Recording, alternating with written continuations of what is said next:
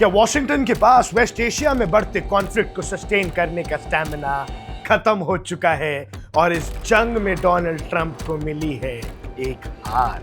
क्या American military supremacy Iran के strategic resilience के आगे घुटने टेकने पर मजबूर हो गई है?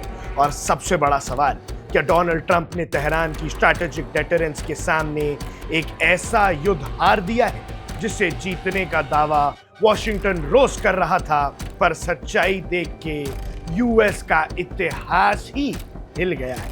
आज हम बात कर रहे हैं जियोपॉलिटिकल चेस बोर्ड के उस सबसे बड़े शिफ्टिंग पॉइंट की जिससे पूरी दुनिया का पावर बैलेंस हिल चुका है। चलिए शुरू करते हैं आज का स्पेशल डीप डाइव ब्रेकडाउन।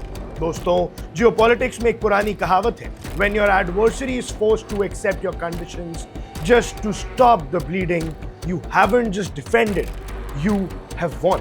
और आज यही एग्जैक्ट पिक्चर मिडिल ईस्ट और वॉशिंगटन के कॉरिडोर से निकलकर सामने आ रही है। यूएस सेनेट के फॉरेन रिलेशंस कमिटी के senior member senator Chris Murphy ने एनबीसी के मीट द प्रेस पर आकर एक ऐसा स्टेटमेंट दिया है जिससे कैपिटल हिल से लेकर व्हाइट हाउस तक जलजला आ गया है। सेनेटर मर्फी ने बिना किसी हिचकिचाहट के सीधे शब्दों में कहा कि Donald Trump has lost this war, America is weaker, Iran is stronger. यानी अमेरिका कमजोर हो गया है, ईरान ताकतवर है और डोनाल्ड ट्रंप की जंग हार गया है। ये माजरा कोई आम पॉलिटिकल क्रिटिसिज्म का नहीं है, ये यूएस एस्टैब्लिशमेंट की तरफ से एक ऑफिशियल एडमिशन ऑफ फेलियर है कि ईरान की काउंटर स्ट्रैटेजी, रीजनल इन्फ्लुएंस और मैरिटाइम चोक्स पॉइंट्स पर पकड़ने सुपर पावर अमेरिका को एक जियोपॉलिटिकली कॉर्नर्ड पोजीशन में ला खड़ा किया है। तो आखिर कैसे ईरान ने वेस्टर्न इकोनॉमिक सैंक्शंस और यूएस मिलिट्री पोस्चरिंग के बावजूद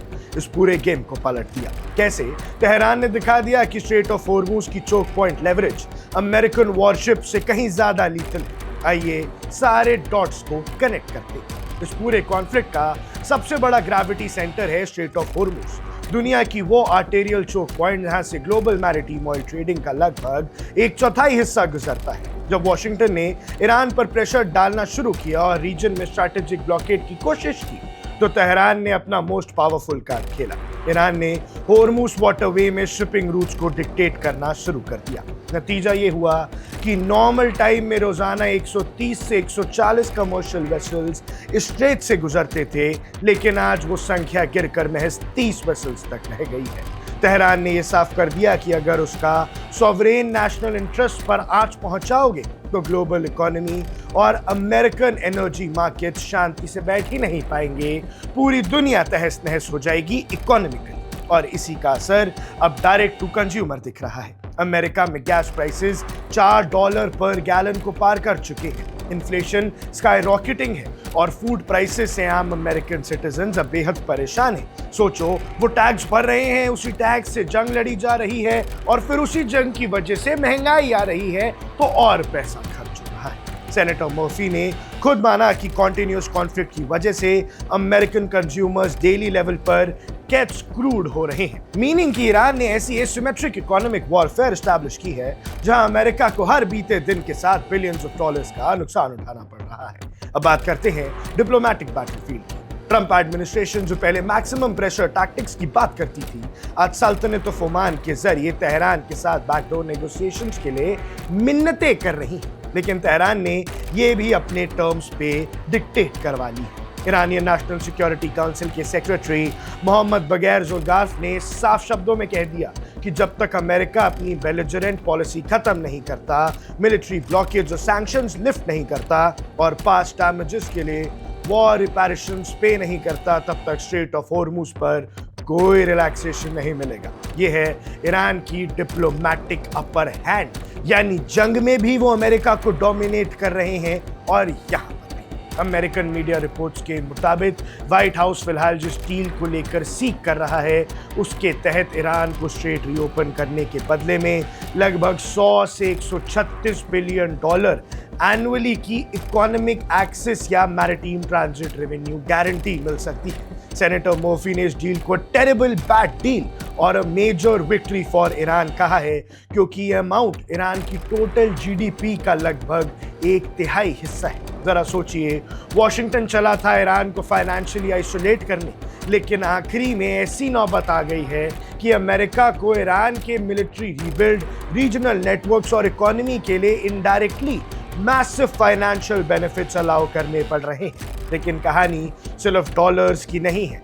मिलिट्री लॉजिस्टिक्स के फ्रंट पर तो पिक्चर वॉशिंगटन के लिए और भी अलार्मिंग है। ईरान की प्रिसिजन मिसाइल कैपेबिलिटी, स्टोन स्वॉर्म्स और सस्टेन्ड एसिमेट्रिकल टैक्टिक्स ने पेंटागन के एडवांस डिफेंस सिस्टम को एग्जॉस्ट कर दिया है। पेंटागन के कॉन्फिडेंशियल इन्वेंट्री रिपोर्ट्स बताते हैं कि इस कॉन्फ्लिक्ट में अमेरिका अपने थार इंटरसेप्टर्स का लगभग 80% स्टॉक और पेट्रियट मिसाइल स्टॉक पाइल्स का आधा हिस्सा एग्जॉस्ट कर चुका है।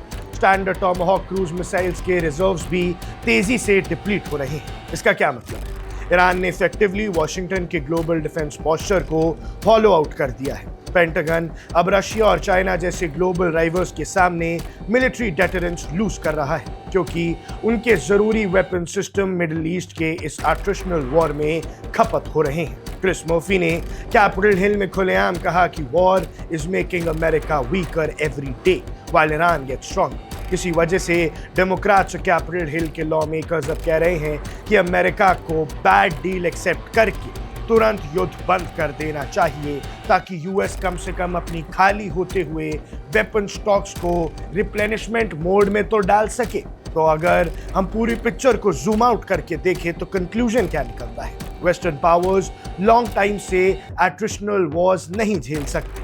तेहरान ने ये प्रूव कर दिया है कि अग्रेसिव फॉरेन इंटरवेंशन के सामने national resistance, indigenous missile production और कंट्रोल ओवर क्रिटिकल ज्योग्राफी कितना डिसाइसिव होता है। ईरान ने बिना सरेंडर किए, बिना अपनी सॉवरेनिटी कॉम्प्रोमाइज किए सुपर पावर अमेरिका को घुटने पर ला दिया, जहां अमेरिकन लीडर्स अब पब्लिक टीवी पर आकर ये मान रहे हैं कि उनका प्रेसिडेंट ये युद्ध हार चुका है। ईरान ने ना सिर्फ अपना स्ट्रैटेजिक डेप्थ बरकरार रखा है, बल्कि एंडिंग नेगोशिएशंस के बाद वो फाइनेंशियली स्ट्रॉन्गर और जियोपॉलिटिकली अनशेकेबल होकर भी उभर रहा है। इस जंग में ईरान की निश्चित तौर पर जीत हुई है, इसको कहने में अब अमरीकी लोग भी नहीं शर्मा रहे हैं। ऐसे में आपका क्या मानना है? क्या वॉशिंगटन के पास अब ईरान की शर्तों को एक्सेप्ट करने के अलावा कोई और रास्ता नहीं बचा है, या ट्रंप एडमिनिस्ट्रेशन इस क्राइसिस को और डीपली वर्सन करेगी? जो भी आपकी राय हो हमें कमेंट सेक्शन में जरूर बताइएगा। अब देख रहे हैं वन इंडिया, मैं हूं आकाश।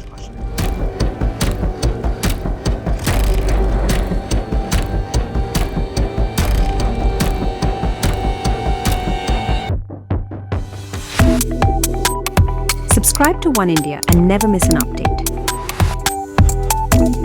Download the One India app now.